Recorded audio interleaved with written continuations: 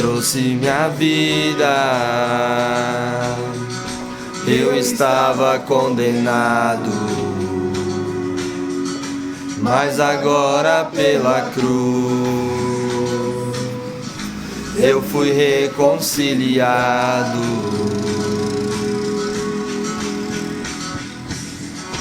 Pela cruz me chamou, gentilmente me atraiu e eu, sem palavras, me aproximo, quebrantado por seu amor. Pela cruz me chamou, gentilmente me atraiu e eu, sem palavras, me aproximo, quebrantado por seu amor.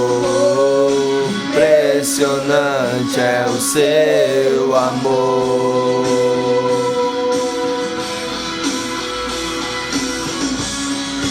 Me redimiu e me mostrou o quanto é fiel.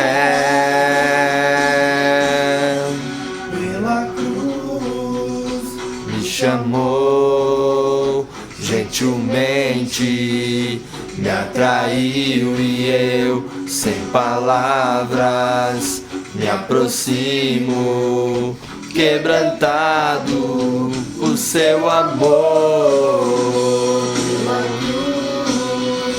Me chamou, gentilmente me atraiu e eu, sem palavras, me aproximo, quebrantado por seu amor.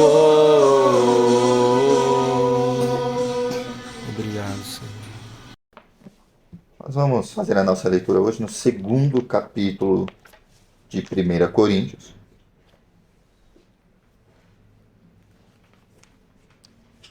Lembrando que a gente começou a exposição de Coríntios há quase 2 meses. Estamos entrando agora no segundo capítulo. E apesar de ser o início de um novo capítulo, ele, na verdade, é um encerramento do assunto que Paulo estava tratando. Depois dessa parte de hoje, ele retoma o assunto da divisão na igreja por conta das facções. Então ele ainda está tratando e está terminando a defesa dele sobre aquele tópico da sabedoria segundo o mundo, né, e da sabedoria que vem da parte de Deus. Ele acrescenta uma nova perspectiva no argumento dele, nesse segundo capítulo, e nós vamos deter a nossa atenção hoje, sem ficar retornando, já que a gente meditou bastante nisso, nos argumentos que ele já deu a respeito do que é a sabedoria do mundo, como Deus trata a sabedoria do mundo para o povo de Deus e sobre a sabedoria de Deus. Vamos ler então a partir do primeiro versículo, nós vamos ler aí até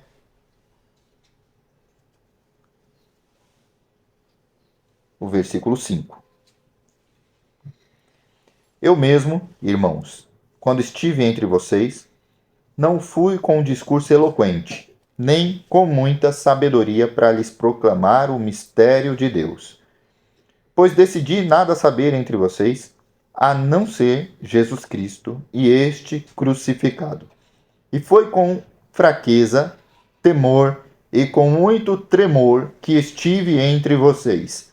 Minha mensagem e minha pregação não consistiram em palavras persuasivas de sabedoria, mas consistiram em demonstração do poder do Espírito, para que a fé de vocês não se baseasse na sabedoria humana, mas no poder de Deus. Amém? Nós vamos relembrar a conexão desse assunto com o que Paulo vinha tratando. As primeiras palavras dele, quando ele diz, eu mesmo, irmãos. Ele está, então, continuando algo que ele estava dizendo. Ele estava argumentando algo a respeito das palavras de sabedoria, da sabedoria humana. E quando ele fala do que ele fez quando esteve entre os Coríntios, ele está dizendo, olha, o que é a sabedoria de Deus, o que é a sabedoria humana? Ele falou lá. Depois ele falou assim, um outro argumento. Vocês foram salvos pelo quê? Foi a filosofia? Foi os temas da atualidade que salvou? Não, foi a mensagem da cruz. E então ele acrescenta uma nova fase na argumentação dele. Eu mesmo, quando estive entre vocês, então no primeiro momento ele faz um argumento sobre a diferença entre sabedoria humana e sabedoria de Deus e o que Deus fez sobre a sabedoria humana para a igreja. O que ele fez? Ele destruiu, tornou ela impotente para a igreja. Então depois ele apela para a experiência dos coríntios. Vocês foram convertidos pela mensagem da cruz e não por sabedoria humana. Depois ele volta o argumento para a experiência dele como pregador entre os coríntios. Eu, quando estive entre vocês. Então essa é a conexão, né? E o último argumento dele é em prol do tipo de mensagem que levou os coríntios à salvação em Cristo Jesus. Eu mesmo, irmãos, quando estive entre vocês, não fui com discurso eloquente, nem com muita sabedoria para lhes proclamar o mistério de Deus. De trás para frente, o mistério de Deus, apesar de ser uma palavra nova que ele usa aqui na carta, mas ele usa algumas vezes em outros escritos dele, se refere ao Evangelho. E porque às vezes Paulo se refere ao Evangelho como um mistério. Mistério em português tem uma conotação muito interessante em relação à Bíblia. Porque quando é que nós utilizamos a palavra mistério no contexto brasileiro? Para se referir a que tipo de coisa ou situação? Mistério.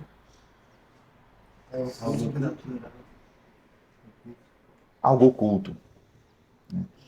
A palavra mistério, no grego, ela tem sentido um tanto diferente. Não é algo que é oculto, é algo que uma vez foi oculto. Mistério, sobretudo no contexto aqui que Paulo está dizendo, eu preguei, eu testemunhei, eu estive falando para vocês do mistério. Bem, um mistério que foi falado e comunicado não é mais mistério. É justamente a imagem de algo que estava sob um véu e foi revelado, manifestado. O que antes estava oculto foi revelado. A palavra mistério em Paulo tem essa conotação. Aliás, quando foi feita a tradução na Vulgata Latina, o termo latim utilizado para isso é sacramentum. Do português, né? Sacramento. É algo que veio à tona no ministério da igreja, pelo Evangelho.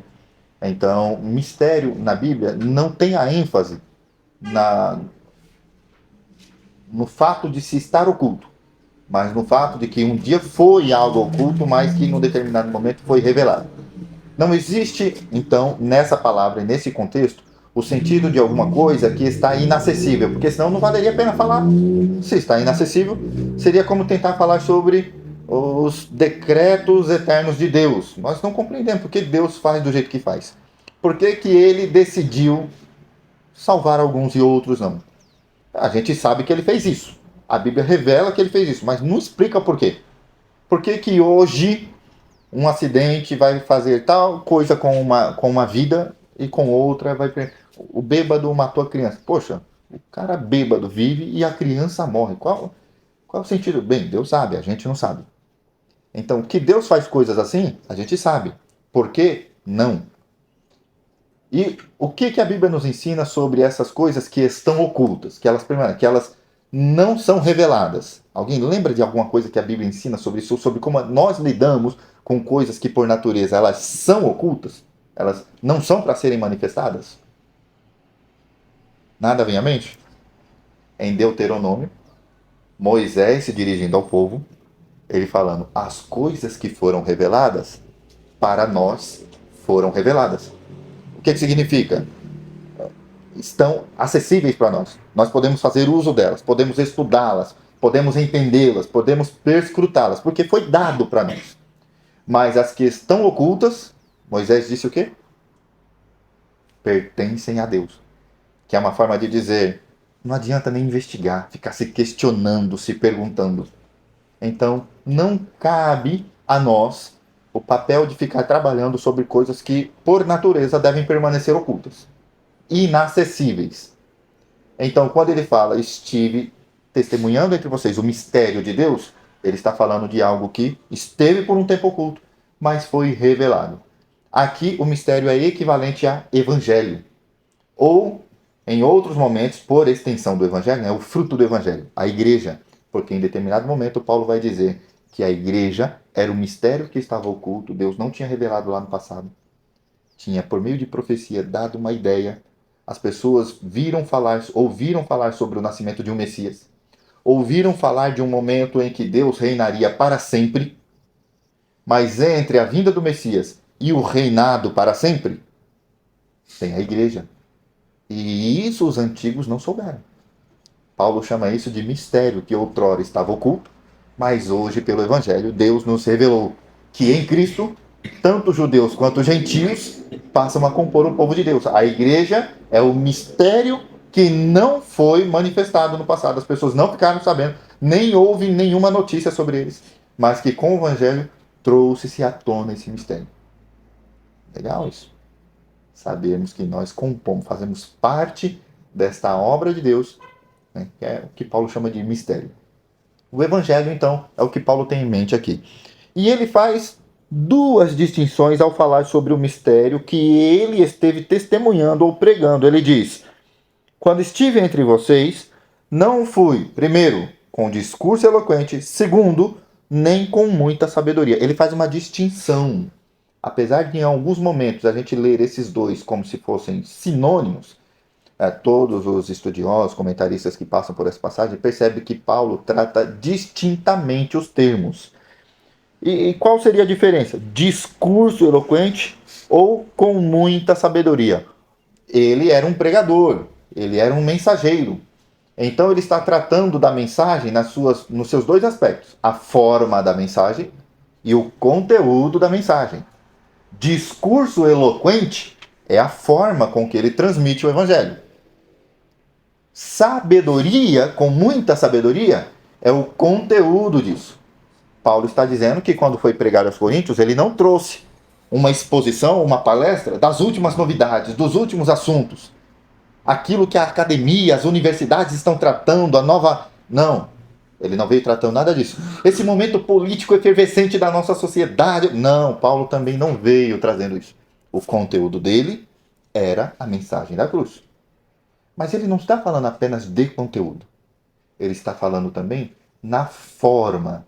Ao transmitir, ele não fez por forma de discurso eloquente, palavras garbosas, teias de argumentações muito bem tecidas e entrelaçadas, de modo a complicar a compreensão das pessoas. Paulo não fez isso.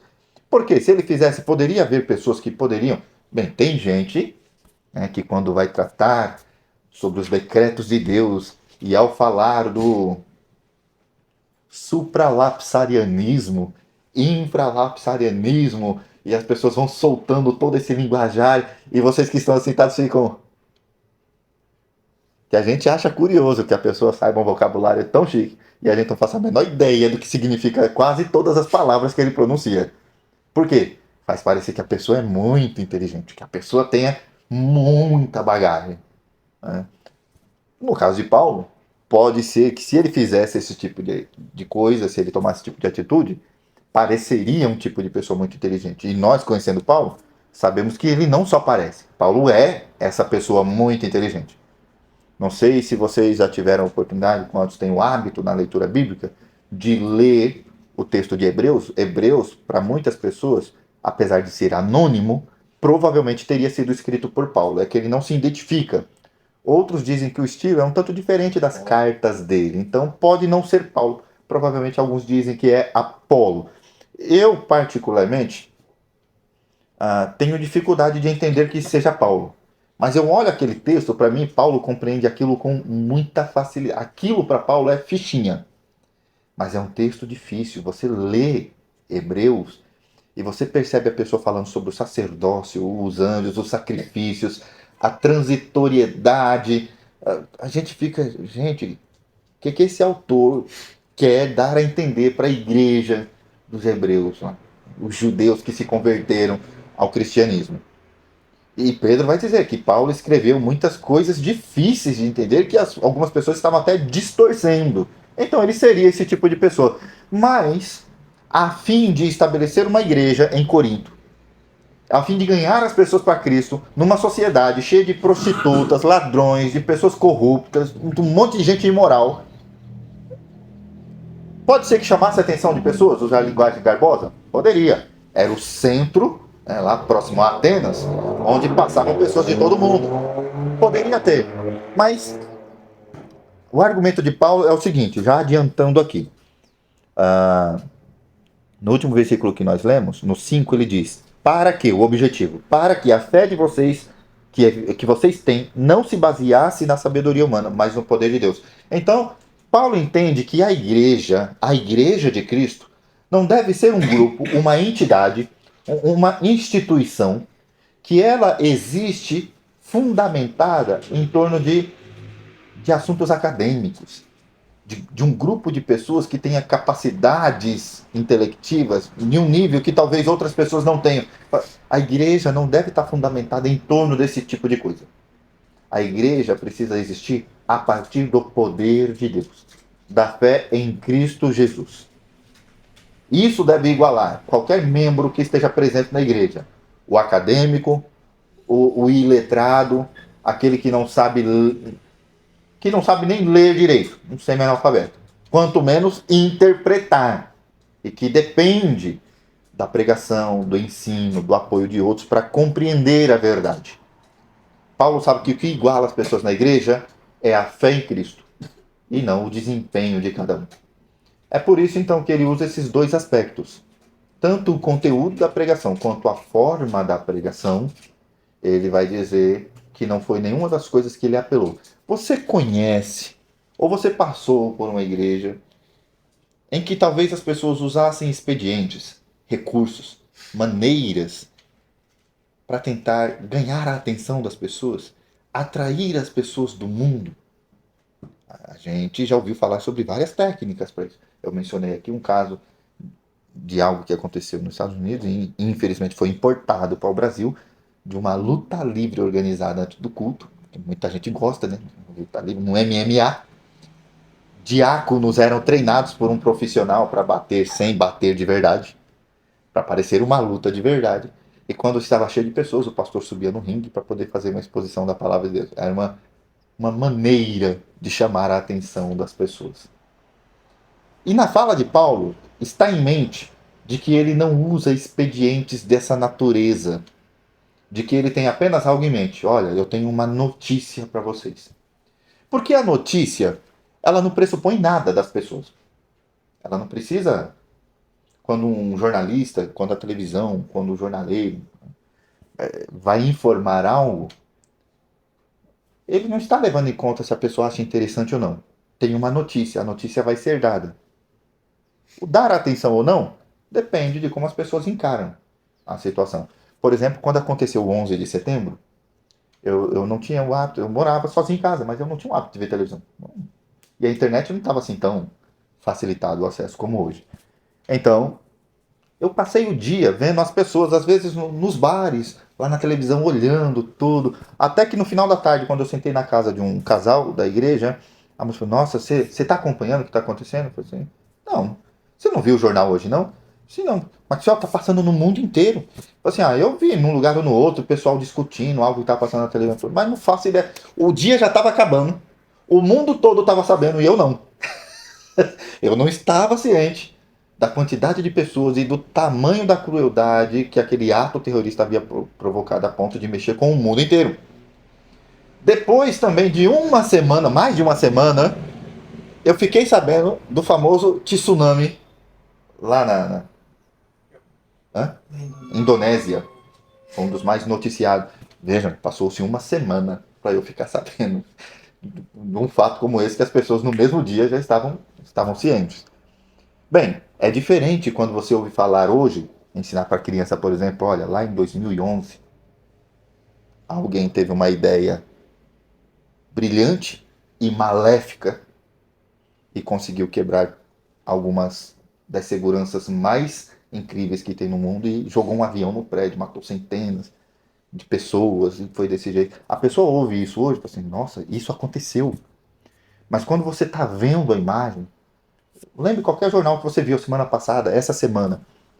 Eu vi um cara que foi chamado para o emprego. O tio foi empregar o rapaz, mas o rapaz estava com muita raiva do tio e quando ele chegou no lugar, logo depois o tio chegou, ele estava sentado na cadeira no restaurante e quando o tio chegou, ele levantou, puxou a arma, deu vários tiros. E você vê na cena daquilo, o impacto é diferente. Se daqui a tanta... Você está me ouvindo falar? É uma coisa, poxa. Mas se você tivesse visto a cena, a pessoa saindo, levantando, e no próprio tio, o tio correu em volta depois de um tiro, ele deu outro pelas costas, o tio tropeçou, entrou, sentou na cadeira, ele entrou e de frente deu vários outros tiros. A câmera pegou tudo, pegou fora, pegou dentro. E o advogado ainda conseguiu lançar algo em defesa desse cara para ele não ficar preso, mas atender à condenação livre. O jornalista, indignado, é tipo, cara, o vídeo tá ali, tá mostrando, matando, literalmente. E a gente chegou nesse ponto da justiça ter que ainda pensar esse tipo de situação. Então você vê a cena, você fica ainda mais chocado. Quando a gente lida com informações, então cabe à pessoa que está vendo a maneira de lidar com ela, o grau de interesse que vai corresponder ou não. A pessoa que tem a notícia para dar, ela apenas tem algo em mente. Isso é uma notícia e precisa ser dado e vai ser dado. Ponto. É o que Paulo tem em mente. O Evangelho, o que Cristo tem a fazer, o que Deus fez em Cristo Jesus, é uma informação que todos precisam saber. E Paulo não tem em mente, vou fazer uns flyers, vou anunciar para as pessoas ficarem, poxa, né? Como é que vai ser isso? Para ver se várias pessoas vêm e quando elas chegarem aqui, né, tiver várias pessoas, aí eu vou. Ele não tem em mente isso. Ele chega para as pessoas e diz assim, pessoal, Deus vai julgar o mundo. E a não ser que nós lidemos com a condição de pecado, nós não vamos escapar desse juízo. Mas Deus, sabendo que nós não poderíamos fazer isso, Ele enviou Jesus. E hoje nós temos condição de nos livrar do juízo final. Essa é a notícia. Ela tem tanto a má parte, estamos condenados, quanto a boa parte. Deus nos deu a salvação. Mas e se as pessoas não virem? Isso é um problema da pessoa que vai ouvir, não é um problema nosso. Quando a gente cria um artifício, qual é o pressuposto do artifício? Eu vou fazer algo que vai ter a condição de quando a pessoa estiver aqui, estiver de frente, ela não vai rejeitar. Quem é que geralmente atua ou trabalha com esse tipo de pressuposto? Vou fazer algo que a pessoa não tem como negar. Um vendedor. Ele já despertou. Vendedor faz. Pois é, vendedor faz isso. E aí surgiu uma onda, sobretudo com igrejas pentecostais, efeitos especiais, luzes, fumaça, trabalhos mais de comunidades, né? As recentes comunidades, não chamavam mais igrejas, mas comunidades, voltados para jovens, aquele ambiente mais carregado emocionalmente, uma semiluz no meio, aquela ministração mais melosa, mais, né, para a pessoa ficar assim tocada de tal modo que ela não vai ter como, ou quase não vai ter como rejeitar a palavra que vai ser dada. São recursos e artifícios utilizados que ela tem como pressuposto de que o que eu faço tem o poder de segurar a pessoa. Esse é o pressuposto. O vendedor precisa partir do pressuposto de que ele tem uma capacidade de convencer a pessoa de que ela precisa daquilo. Se a pessoa precisa daquilo, eu tenho o que ela precisa estar aqui. Que é assim que funciona, né? É assim que funciona. Senão não tem regra. Senão não... Deixei com o microfone. Senão, não acontece a venda. Muita gente tem lidado com o evangelho assim. O evangelho não vai ser recebido se a pessoa não for convencida por alguma estratégia. Termo que eu ouvi ontem, quando minha família, nós fomos a uma igreja, e a pessoa que pregou diz, essa é uma estratégia que Deus deu para a nossa igreja, um pastor de uma igreja lá de Alto Alvim, e eu lembrei de que eu ouvi essas palavras muitas vezes, sobretudo em contextos de missões na igreja. Estratégia, estratégia, estratégia. E Paulo é o missionário por excelência. É o cara que fundou as primeiras igrejas. Ele era o apóstolo aos gentios.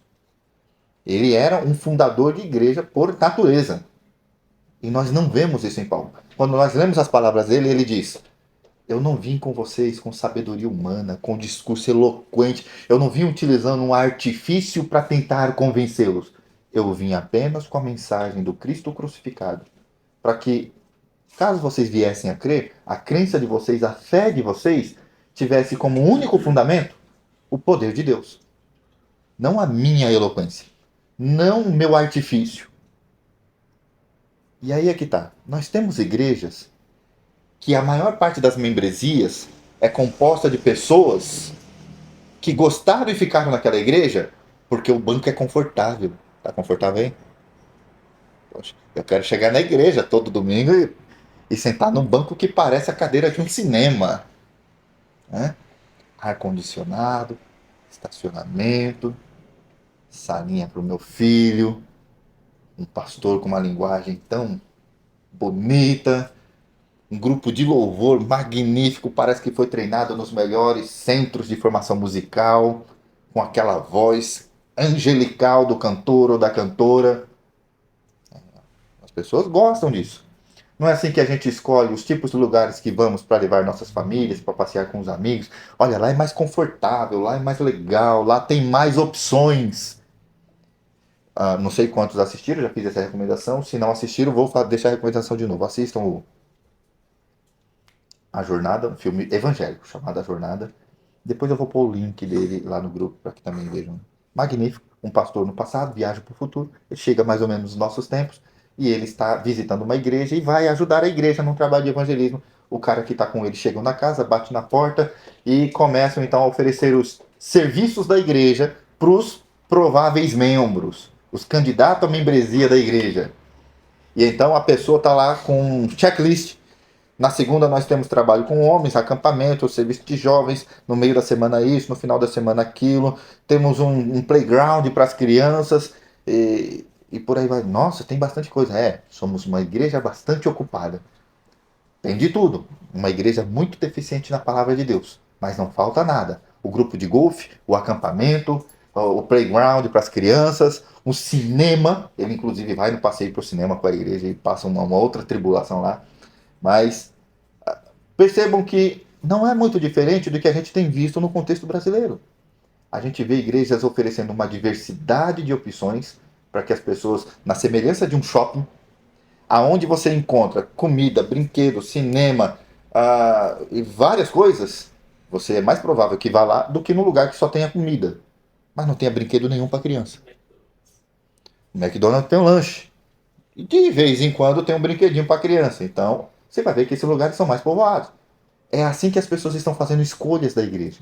O critério da palavra ficou abandonado. O que são isso? São formas de dizer de que nós temos alguns recursos diferentes para atrair e manter as pessoas conosco. Membresias, né? O grupo de pessoas que existe por conta de brinquedos, de acampamentos, do tipo de fala, né, da forma de linguagem da igreja. Esse é o tipo de membresia que na primeira dificuldade, minha criança não está sendo mais bem atendida aqui, o pastor já não fala legal, já não existe mais aquele trabalho porque foi cancelado por causa disso, a pessoa já não quer ficar na igreja. Ela precisa ficar, acostumou com o ambiente de hoje, aonde tiver as maiores ofertas, a maior probabilidade de fidelidade.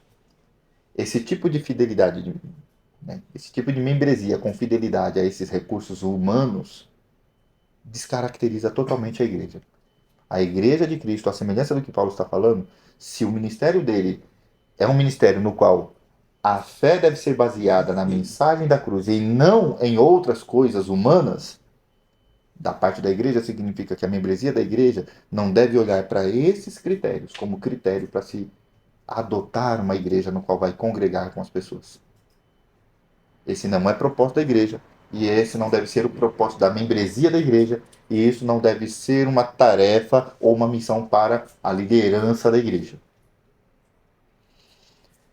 Ele prossegue dizendo no verso 2: pois decidi. Ele diz que também foi uma escolha dele, ele não foi forçado a isso. Decidi nada saber entre vocês, ou seja, não vou pregar nada além, não vou pregar de outra forma, a não ser qual? A não ser Jesus Cristo e este crucificado. Como eu disse, Paulo se refere a essa mensagem da cruz a todo tipo de conteúdo que está lá nos evangelhos que nós lemos, a tudo que Cristo ensinou. Okay? A mensagem da cruz e o Cristo crucificado. Significa que é um grande alvo. Deus quer nos falar algo a respeito da nossa condição, da necessidade da salvação. A igreja existe prioritariamente não para tratar de assuntos relacionados à nossa melhor maneira de viver em sociedade, de lidar com esse relacionamento. Todas essas coisas são consequências. A igreja redimida por Cristo, salva em Cristo Jesus e liberta da imoralidade, da desonestidade, da escravidão do pecado em todas as esferas da vida, tem como fruto um tipo de família, um tipo de amizade, um tipo de finança, um tipo de trabalho, um tipo de relacionamento com patrões, um tipo de relacionamento com a política que é muito distinta das pessoas no mundo que não tem Cristo. Ou seja, cada uma dessas coisas é uma consequência do Evangelho. E não o assunto principal da igreja. O assunto principal com que nós lidamos é o quanto estamos compreendendo do Evangelho. O quanto estamos aprendendo a respeito do que a Bíblia tem como seu ponto principal. A Bíblia tem como seu ponto principal Jesus e este crucificado. Quando Adão peca no Éden, e Deus dá a condenação para Adão, para Eva e para a serpente, Deus pronuncia a primeira menção do que seria o Evangelho lá mais de 2000 anos depois. Ele diz, a semente da mulher. Alguém lembra disso?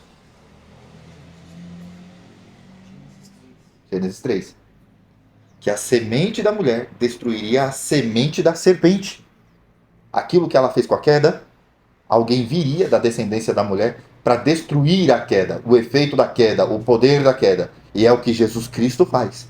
Aquela história que começou lá no Gênesis, o pecado veio no mundo e causou todo tipo de destruição no mundo por conta do Messias. Num novo povo, os efeitos do pecado são revertidos, o poder do pecado é tirado, o domínio do pecado é destruído. Isso é o que nós chamamos de salvação, isso é o que nós chamamos de evangelho.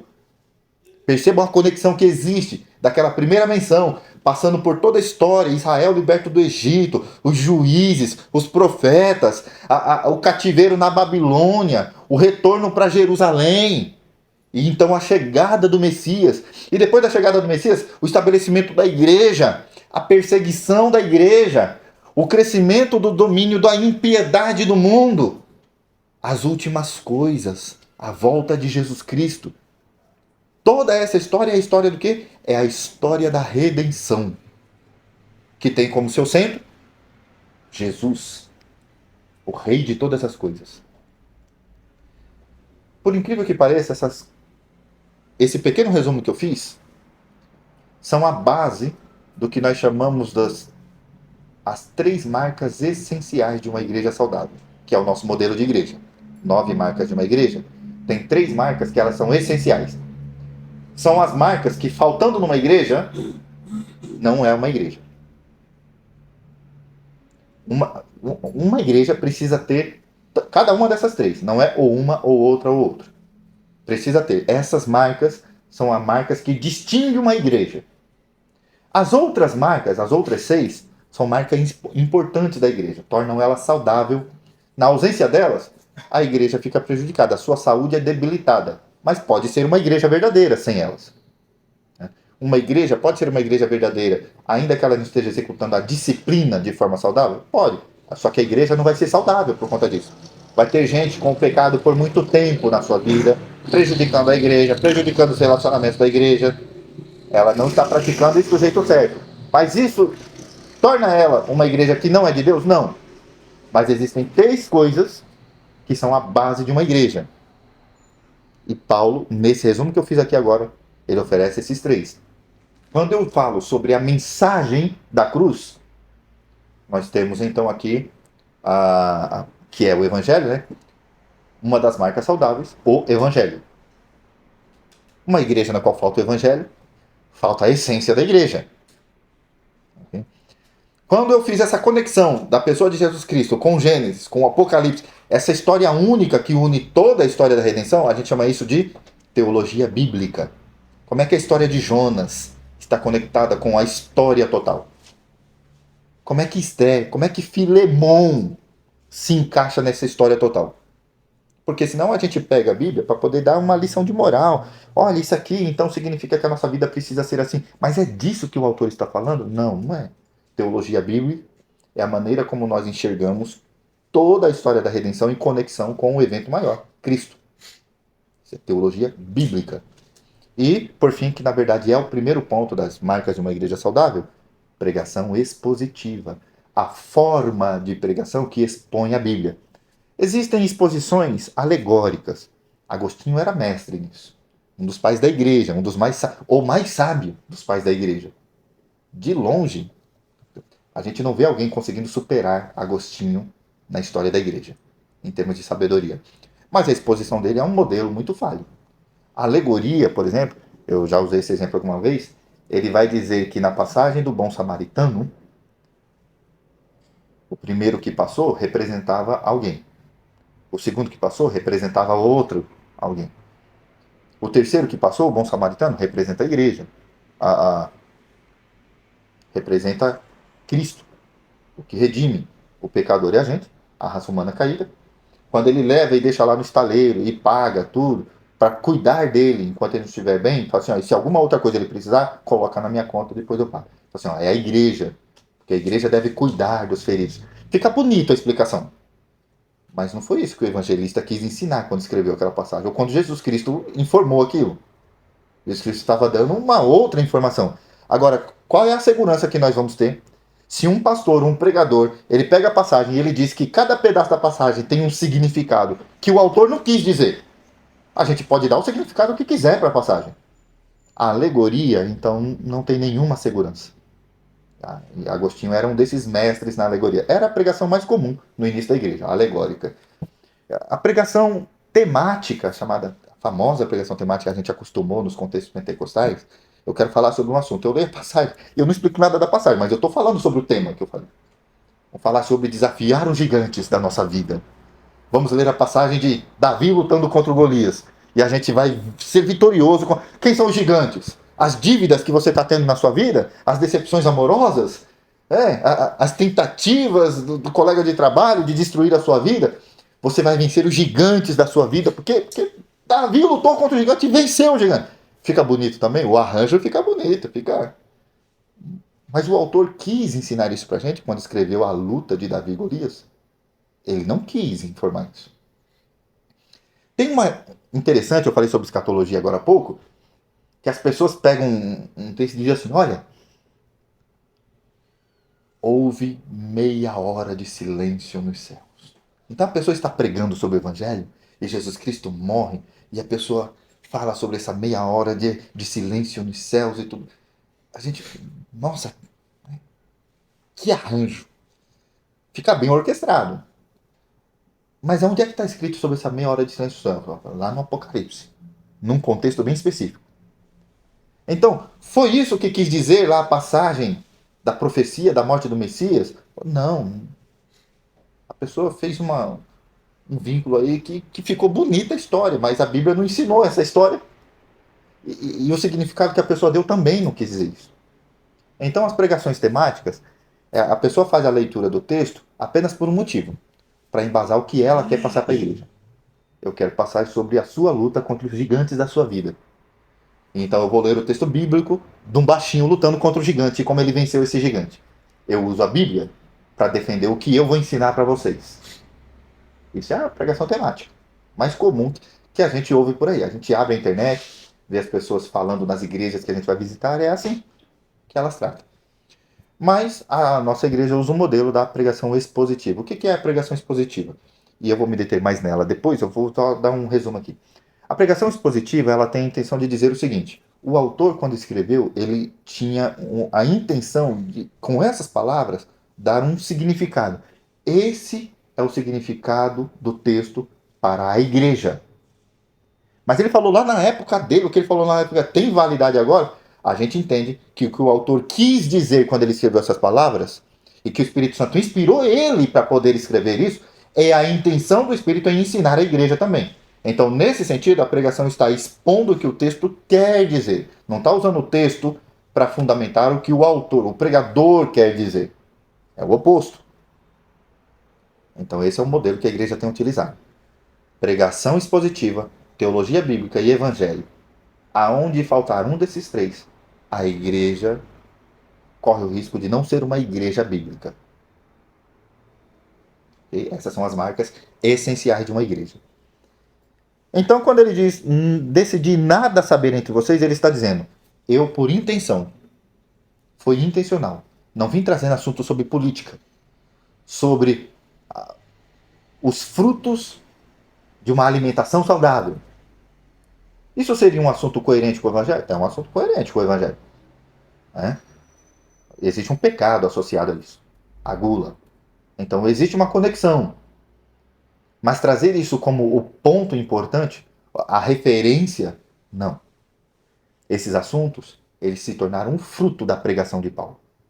Eles corrigiram suas vidas, corrigiram seus casamentos, corrigiram sua maneira de lidar com a política, com as autoridades, a partir do Evangelho. O que Paulo fez? Decidi saber então o Evangelho entre vocês. Jesus Cristo e este crucificado.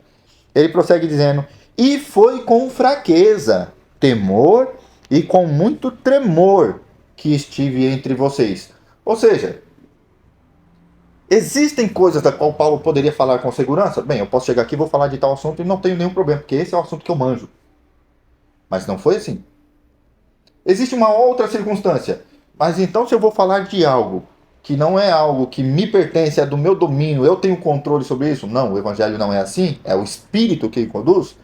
Qual a segurança que eu vou ter com relação às pessoas que vão me ouvir? Nenhum. Às vezes Paulo pregou, o público pegou pedras e apedrejou ele. Ele não sabia se ao pregar o Evangelho o povo ia receber, ia ser como Lídia. Deus abriu o coração de Lídia para atender as palavras que Paulo pregava. Ou se ia ser como a cidade, que não me lembro, acho que foi Listra, que o povo viu quando lá eles falaram sobre idolatria, e eles eram idólatras e falaram mal dos deuses deles, apedrejaram a ponto de deixar ele como morto, pensavam que ele estava morto, arrastaram o corpo para fora da cidade e largaram. Ele, quando recobra a consciência, todo machucado, ele vai embora? Não, ele volta para dentro da cidade para pregar. Cara, esses missionários têm uma cabeça e um coração muito diferente do resto dos crentes. Deus tem que dar muita coragem para eles. Bem, nós temos alguém que está tão decidido a não falar de outra coisa, senão do Evangelho, da essência do Evangelho, de que isto se torna o padrão da sua mensagem, do conteúdo e da sua forma. E é por isso que Paulo fala com temor e muito tremor. Ele não tem nenhuma segurança, nem sobre o que ele está falando, porque não é a área dele. Ele foi treinado sobre um dos grandes mestres entre os judeus, Gamaliel. Ele poderia recorrer à oratória, aos recursos humanos, mas ele não fez isso. E não tinha nenhuma segurança em relação ao público. Não sabia como é que o povo reagia. Aliás, no ápice do ministério de Paulo, Jesus falou, você vai para tal lugar, e lá eu vou ser testemunhado, o meu nome vai ser proclamado através de você. Vão te prender.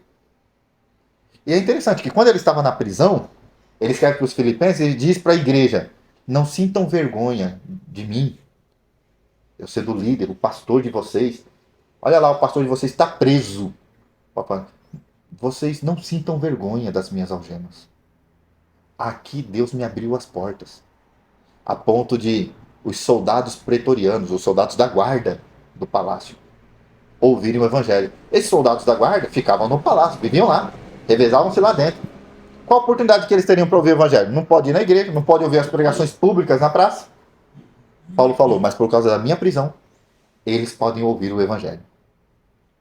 Paulo considerou isso um privilégio, uma oportunidade para as pessoas ouvirem o evangelho, onde os pregadores não estavam podendo ir. Ele foi levado lá. Qual o único jeito, se não ir não sendo preso? Então vou preso. Percebem que Paulo tem um jeito totalmente diferente dos recursos humanos?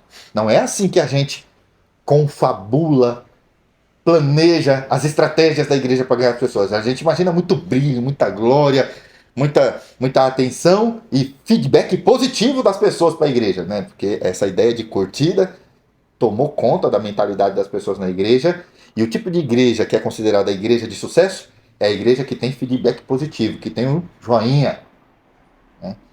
A igreja que a pessoa, poxa, aqui, não sei não, essa igreja aqui é muito radical. Eu tenho dificuldade com igrejas radicais também, mas eu imagino que a pessoa ímpia, quando fala isso, ela está justamente falando mal da coisa importante, da coisa séria. Ela compara com igrejas que não são sérias, lá vê mais oportunidades. É boa pro desejo dela de cobiça, de estar tudo bem, de não ter que lidar a sério com os pecados dela, então ela vai para a opção mais amena, mais tranquila. Bem, se essa atitude que Paulo toma, e ele diz que é com muito temor que ele tem entre eles, ele então explica um pouco mais, encerrando essa parte, dizendo: a minha mensagem e a minha pregação não consistiram em palavras persuasivas de sabedoria. Primeira parte do que ele está falando aqui. A minha pregação não teve a intenção de convencer vocês. É isso que ele chama de palavras persuasivas. Sabe? Persuadir é convencer. Paulo está literalmente dizendo que ao pregar, ele não tinha a intenção de fazer algo que pela linguagem dele, pela comunicação dele, conseguisse convencer e atrair as pessoas. Eu não estava preocupado com isso. Eu estava preocupado em transmitir uma mensagem que tivesse nela o poder para transformar vocês. Mas se a gente não entender o que você está falando, Paulo sabe que isso não cabe a ele. Ele vai dizer isso mais para frente depois. Ele vai falar sobre a capacidade do povo entender ou não a mensagem. Ele distingue os dois assuntos. Isso não cabe a ele. Isso é papel do Espírito Santo. Não consistiram em palavras persuasivas de sabedoria, mas consistiram em demonstração do poder do Espírito, para que a fé de vocês, que vocês têm, não se baseasse na sabedoria humana, mas no poder de Deus. Bem, sabedoria humana não pode produzir fé no coração do homem. Estratégias não podem produzir fé. Quando a gente vê muita igreja utilizando estratégias com o objetivo de fazer a coisa dar certo, a igreja dar certo, a gente começa a ter uma ideia de que talvez essa igreja não esteja confiando no poder de Deus. Está confiando nos recursos dela. Poxa, mas é errado utilizar estratégias? Não é errado utilizar estratégias, é errado depender delas.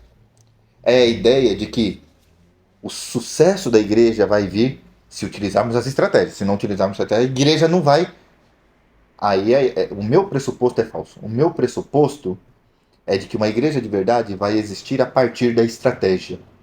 De que sem a estratégia, a mensagem da cruz não vai ter muita eficácia. Que o poder do evangelho depende da nossa estratégia. Aí eu estou partindo do pressuposto errado. Mas se eu não tenho esse pressuposto, não me importa. Aí eu sou um pouco mais pacífico com o que eu ouvi do pregador ontem. Não importa se a igreja está se reunindo em pequenos grupos, em células, em grupos de evangelização, apenas no culto solene, né, no grupo maior da igreja. Aqui não tem lá o pequeno grupo. Jesus Cristo teve o pequeno dele. Mas não era uma estratégia. Funcionou. Depois vieram as igrejas. E Paulo dirigia cartas para pequenos grupos? Não, para as igrejas. Quando esses grupos, ou famílias, ou pessoas se reuniam e formavam a congregação. Bem, era o mais eficiente lá no Novo Testamento? Era o mais eficiente. Mas era determinante? Não era determinante. E é o próprio Paulo que em outro momento vai dizer assim: quando estive entre os fracos, me fiz de fraco. Não foi? Quando estive entre os... Me pagou aqui agora.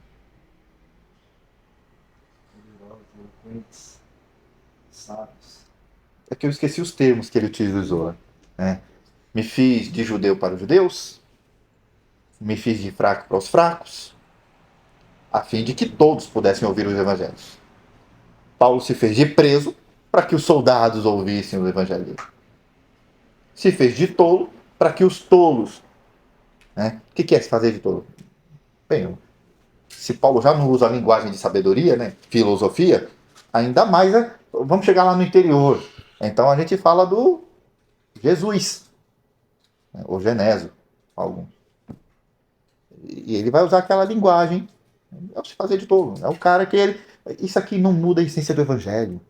Isso aqui não desfaz igreja. A pessoa vai para a igreja falando Jesus Cristo, a pessoa vai para a igreja falando Jesus. Né? Essas coisas não alteram a essência do evangelho. Então Paulo tem problema com estratégia? Paulo não tem problema com estratégia. Mas ele tem problema com o pressuposto de achar que igreja depende da estratégia. Igreja não depende de estratégia. A igreja então tem a liberdade. Vamos fazer? Vamos. O que tem na nossa mente quando a gente está criando isso? Isso aqui é bom para escrutar. Isso aqui é bom a gente questionar. Porque se a gente fizer isso, a igreja vai ter mais resultado. Assim, opa, vamos com calma. O que é que a gente entende de resultado? A igreja existe porque tem muita gente? Então a nossa mentalidade está errada. Vamos corrigir a nossa mentalidade, depois não tem problema. Se a gente vai fazer o trabalho aqui na igreja, vai fazer no acampamento, vai fazer vigília, vai fazer campanha de jejum, não tem problema. Estratégia não é problemático. Quando a gente entende o lugar dela. Dita essas coisas, e tendo entendido aqui a argumentação de Paulo, e como é que ele trabalhava, e como ele não tinha dificuldade nenhuma, sendo alguém que falava difícil, estou aqui no meio de um povo imoral, vamos falar para o povo entender. Vou falar apenas de Jesus. Não vamos trazer as últimas informações da filosofia, não vamos atender as cobiças e curiosidades das pessoas. Ele ficou dependente do poder de Deus. Vamos considerar por um momento, então, a importância da pregação bíblica para a igreja. E trato isso como uma implicação do que Paulo está falando e o quão isso tem sido útil para a Ibarbe, para nós. Não apenas valorizamos a importância da pregação expositiva, a pregação reformada ela é expositiva, mas é bom entender que pregação expositiva ela não tem uma forma específica. Quando a gente lê as pregações de Charles Spurgeon, ela é bem diferente na estrutura das pregações de Jonathan Edwards. E, aliás, as pregações de Charles Spurgeon, elas, na sua forma, elas não eram expositivas. Se a gente for considerar as formas, ela não era expositiva. Também não era temática. Ela está mais para uma pregação textual. Como que é a pregação textual? Deixa eu lembrar aqui. Você lembra daquela passagem que foi lida quando a gente foi no Jovaia? Que a Fernanda... Não lembro qual era o texto, né? Deixa eu tentar algo aqui.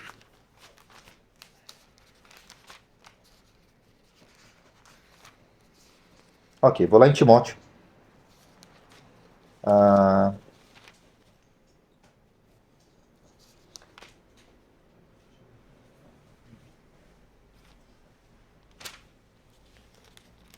Segunda Timóteo.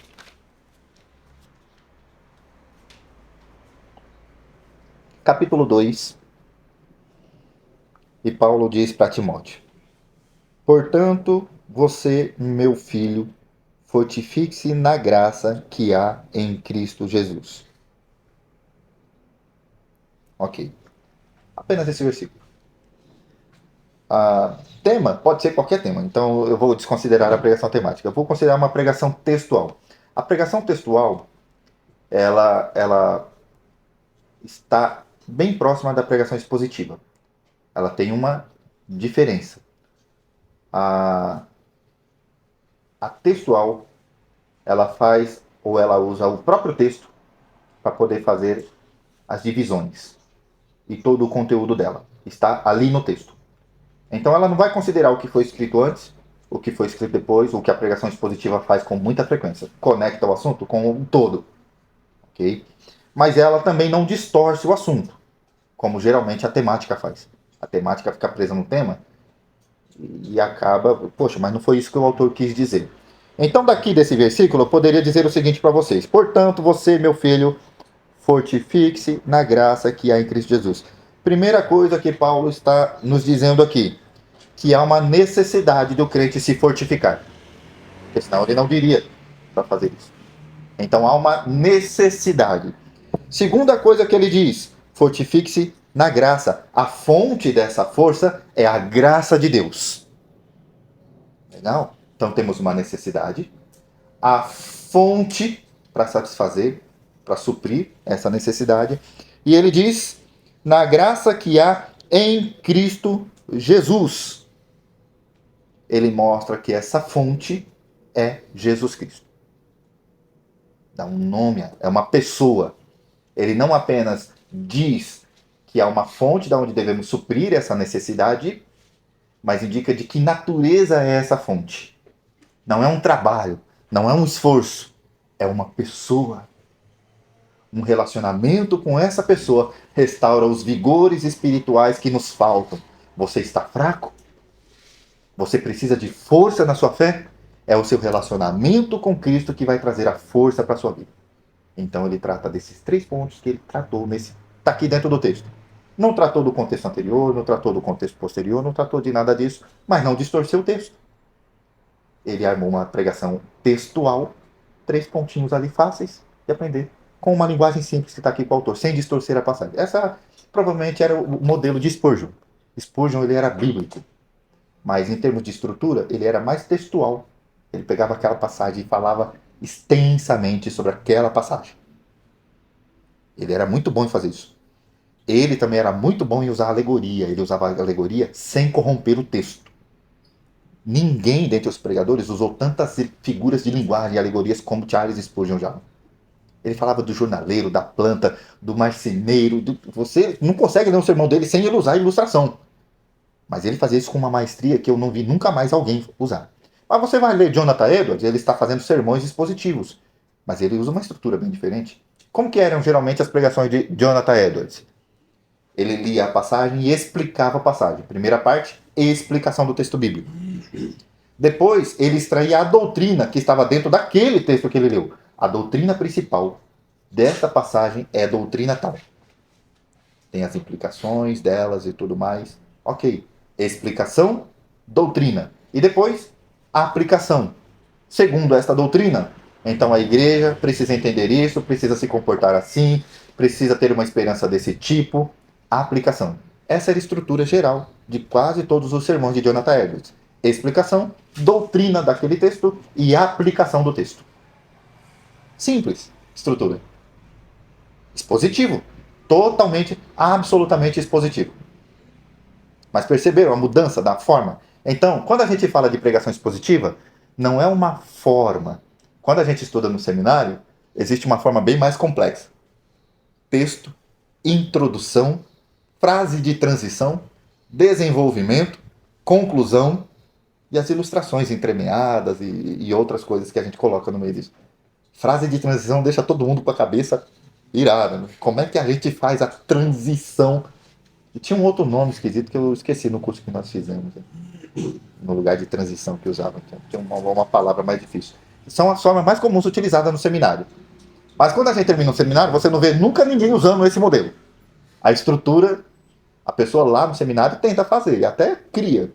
Mas para poder pregar toda semana, a pessoa dá muito trabalho. Não consegue fazer isso sempre. Alguns têm habilidade. Você vai ver, por exemplo, quem faz esse modelo de seminário com eficiência, Marcos Branconato, faz com muita eficiência. É um modelo que ele ensina com muita facilidade e ele faz com muita facilidade. Isso levou anos de aprimoramento. Então, pregação expositiva é um modelo de pregação? Não é um modelo de pregação. É possível que algumas pessoas que fazem uma exposição temática da Bíblia está fazendo exposição mais do que trabalhando um tema. Alguém que faz isso bem. É por isso que recentemente um dos professores de pregação no Andrew Jumper, que é o seminário presbiteriano, ele defende que pregação expositiva na igreja reformada não diz respeito ao modelo da pregação, mas diz respeito à essência da pregação. Então ele fala sobre pregações temáticas que são expositivas no seu conteúdo. Temática apenas por causa da forma. E eu raramente utilizei esse modelo. Raramente. Eu lembro que a primeira vez que eu utilizei, eu falei assim, hoje vamos falar sobre o amor de Deus. É interessante quando vai tratar de doutrinas bíblicas. Estamos usando temática. Vamos falar sobre o amor de Deus. O amor de Deus. A gente vai ler lá, sei lá, em Romanos. Nem a morte, nem a vida. Né? Fala sobre se Deus é por nós, quem será contra nós? E fala desse intenso amor de Deus para com a igreja. O amor de Deus é isso. Romanos fala assim. Nessa passagem, isso significa que Deus nos ama tanto a ponto de tal coisa. Legal. O amor também de Deus, ele é incondicional. E a gente vai ler outra passagem, porque a gente está tratando do tema, não de um texto específico. E nesse texto, mostra que essa incondicionalidade é de tal natureza que funciona assim, assim, desse jeito. E explica o versículo realmente, do jeito que ele foi escrito lá. Mas ele está expondo o texto, apesar de ser temático. Então, esse pastor que está lá hoje, no Andrew Jumper, ele defende que expositivo é mais um conceito da reforma do que um modelo de pregação. Ele expõe o texto. A forma é temática, é textual, ela é expositiva, sei lá, nas estruturas dela, não importa. Exposição expõe o texto. Esse é o modelo que eu tendo a defender mais, apesar de não conseguir olhar para todos esses modelos. De vez em quando me acontece, vou fazer um tema. Não sei se vocês já viram aqui, por exemplo, a gente já fez pregações panorâmicas. O que é panorâmica? É aquela que a gente trata de um livro. Né? Eu já peguei um livro lá de um capítulo para poder fazer a exposição do livro inteiro. A Patrícia não gosta muito desse modelo. Porque a panorâmica não explica muitos detalhes do texto. As implicações, as aplicações mais detalhadas. Ela pretende explicar o todo. Olha, é isso que esse livro quer dizer, essa é a mensagem geral, essa é a lição que temos que aprender. Amém? Deu para compreendemos. Mas tem as implicações? É o que a gente está fazendo em Coríntios. Detalhando os pontos por pontos. Aí não importa se o livro tem um capítulo, se tem 5, 10, 15. Vai demorar de qualquer jeito, porque ela pretende trabalhar ponto a ponto as implicações do que está sendo dito ali. Esse é o mais comum na pregação expositiva. Mas não significa que só isso é pregação expositiva.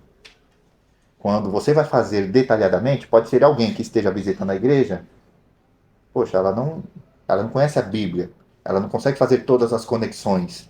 A teologia com que nós estamos acostumados, para ela é muito falha ainda. A pessoa nem lê a Bíblia.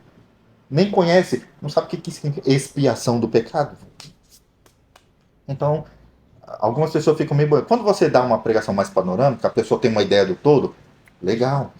E é geralmente assim que a gente faz bons estudos de passagens bíblicas, compreendendo do todo para o menor. Algumas pessoas conseguem compreender melhor. Na metodologia, no campo da metodologia, isso é chamado método a posteriori. Pega do todo e vai indo. Aí quando pega do menor para o maior, a gente chama de método. Quando a gente fala a priori, as pessoas associam com prioridade. Aqui no Brasil não tem nada a ver com prioridade. A priori significa que eu vou pegar da causa, do ponto menor, e ir para o maior. Né? Em teologia isso funciona e é muito bom. Mas o a posteriori, que a gente pega desse abrangente, é isso que quer dizer? Pega, por exemplo, Apocalipse. Vamos fazer uma leitura do livro de Apocalipse a partir da semana que vem. Vou fazer aqui uma explicação a posteriori de Apocalipse. Irmãos, a carta de Apocalipse foi escrita quando João estava cativo na ilha de Patmos. Porque a igreja estava desanimada, achando que a igreja ia acabar, porque o Império Romano estava perseguindo e matando os cristãos. João tem a revelação dos últimos tempos e escreve para as igrejas com a intenção de fazer, olha, a gente vai sofrer e muita coisa ainda vai acontecer, mas a igreja nunca vai morrer. Jesus Cristo finalmente vencerá. Esse dia vai chegar. Pode ser que a gente não viva até lá, mas a igreja nunca vai deixar de existir. Essa é a mensagem geral do Apocalipse. Legal.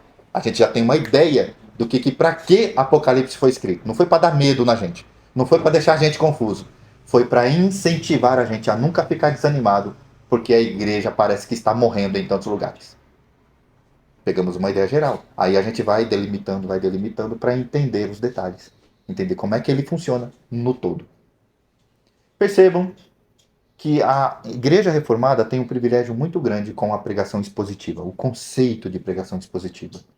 porque a gente tem uma segurança de que está entendendo o texto, interpretando de forma correta, de acordo com o que o autor quis dizer. E acrescento aqui, por fim, um pastor que admiro muito, Joel Bick, que é o pregador que mais tem trabalhado para o chamado modelo de pregação reformada, expositiva e experiencial. Porque o modelo experiencial é o modelo de pregação expositiva que se viu nos puritanos, nos reformados mais sérios da história da igreja. Infelizmente, até tempos atrás, não existia nada escrito sobre isso. Era até difícil para eu entender esse assunto. Mas atualmente, no Brasil, as publicações recentes expuseram isso um pouco mais. E, sobretudo, o livro mesmo de Joel Bick, Pregação Reformada, da editora Fiel, baita volume, é dedicado exclusivamente para esse assunto. E o que é a pregação experiencial? Significa que, relacionado aqui ao que Paulo falou, é a pregação que ela não é apenas uma comunicação de informação.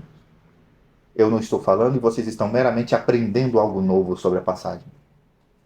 A pregação também é ministração, o pastor Joel Bick diz.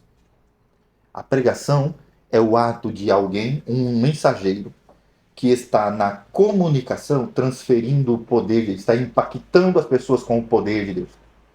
Essa pessoa está incumbida de um poder que, quando ela comunica, é a tarefa dela, o poder dela é falar.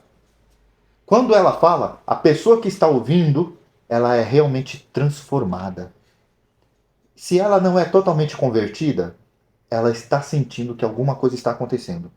É aquela sensação quando você ouve um pregador e ele está falando sobre santidade pessoal, está falando sobre o pecado, está falando sobre o estado miserável do coração, e você está ouvindo ele, você está sentindo na fala dele, esse cara sabe o que é conversão. Esse homem sabe o que é vencer o pecado. Eu ainda não venci o meu, mas quando ele fala, eu sei que ele entende isso, e eu vou lá chegar, vou perguntar para ele, como é isso? Porque eu vejo que quando você fala, eu sinto que eu não tenho isso. E eu estou sentindo que você sabe o que é ser santo, o que é ser crente, o que é essas coisas do céu que você fala. E quando você fala, parece que você foi lá, visitou e sabe o que é isso. E eu tô aqui. Como que é isso? A ministração significa que a gente está sendo persuadido de que essa pessoa experimentou o poder de Deus, experimentou a conversão, experimentou a santidade. E eu quero isso. Ou seja, eu estou experimentando o poder da pregação. A palavra de Deus não está apenas informando as pessoas, mas está ministrando o poder de Deus a essas pessoas. Elas estão sendo iluminadas, elas estão sendo convencidas, estão sendo transformadas, convertidas, estão sendo meramente impactadas com. Eu sei que alguma coisa está acontecendo, mas eu não sei o que é. Tipo aqueles dois discípulos perdidos, quando Jesus Cristo parte, fala assim: você não sentiu alguma coisa queimando no seu coração enquanto ele falava? Isso é ministração. O Joel Bick diz que a pregação reformada, expositiva verdadeira, ela é experiencial. O pastor experimentou o que ele está pregando. E os crentes, quando ouvem, experimentam alguma coisa dessa pregação. Eles não apenas aprendem, eles experimentam do poder de Deus. Pregação expositiva, ela é experiencial. E é o que Paulo diz: quando eu fui até vocês, foi na demonstração do poder de Deus. Não me baseei em recursos humanos, não me baseei em estratégias, não me baseei em nada, senão no poder de Deus. A pregação do Evangelho é o poder de Deus para nós que estamos sendo salvos. Amém? Senhor Jesus, te agradecemos por, ao meditar nas palavras de Paulo, compreendermos um pouco mais sobre a verdadeira pregação de uma igreja séria. Que o Senhor nos ajude a sermos uma igreja que sempre se comprometa com a verdadeira pregação. Que tenhamos discernimento para não nos deixarmos levar por qualquer falso mestre, por qualquer mentira, por qualquer coisa, por mais glória, beleza que aparente na linguagem. Que sejamos um povo comprometido com o livro sagrado, com as escrituras, de tal modo que sejamos um povo que valoriza a pregação como o meio que Deus escolheu para moldar, para transformar a sua igreja. Assim, por tudo te agradecemos em nome de Jesus. Amém.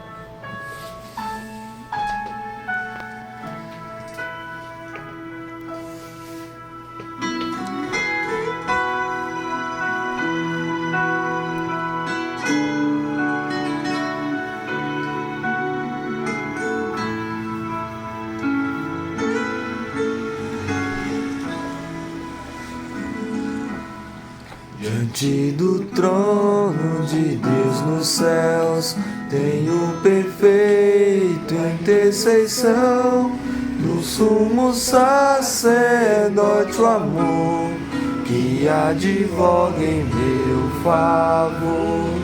Meu nome em suas mãos estás, estando em seu coração, enquanto no céu ele estiver, seguro ali eu estarei, seguro ali eu estarei.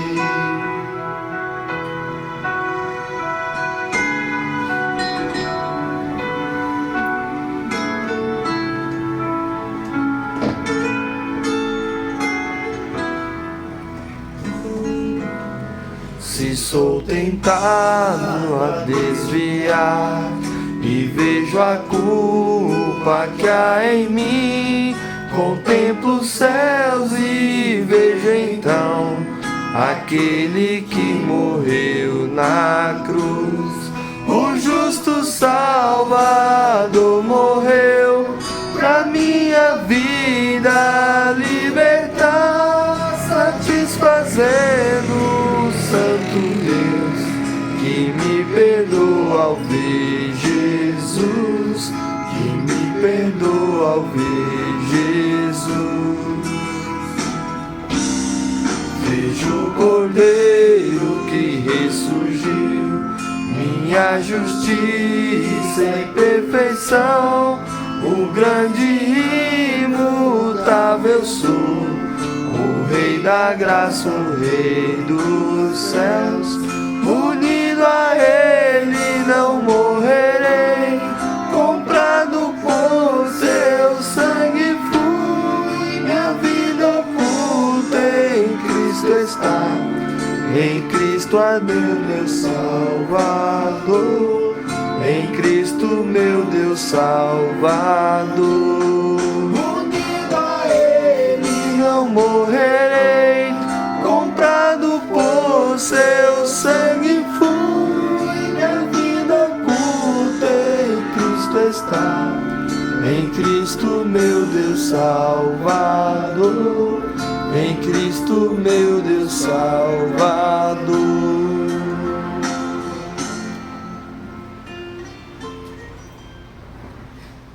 Amém, Senhor. Pai, te louvamos e te agradecemos, Pai, rendemos graças ao teu nome, glorificamos a ti, ó Deus, por mais este domingo, Senhor, por mais essa semana que se inicia, porque o Senhor nos agracia, Senhor, com a oportunidade de estarmos reunidos como a tua igreja, Pai. Obrigado, Pai, porque pela tua graça fomos salvos, Senhor Deus, por meio da fé que o Senhor nos dá, Senhor. Obrigado, Deus, por podermos ouvir a tua palavra, por podermos ouvir a tua voz através da pregação da tua palavra, Senhor. Te louvamos, ó Deus, por cada um que está aqui, Senhor.